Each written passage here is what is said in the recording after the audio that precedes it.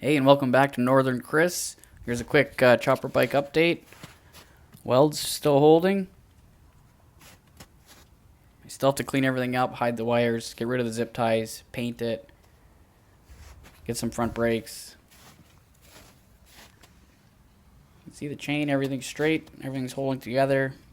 There's a mess of wires I still have to clean up.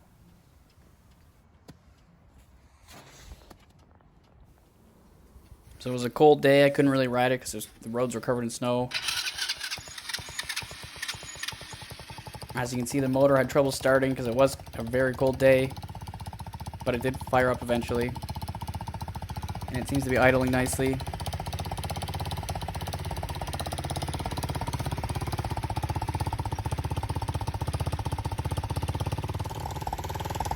Now the motor's all warm. I'll put it into first gear and show you that it works. Again, thanks so much for watching. Please subscribe. Hit that notification bell so you don't miss a single video. Here we go.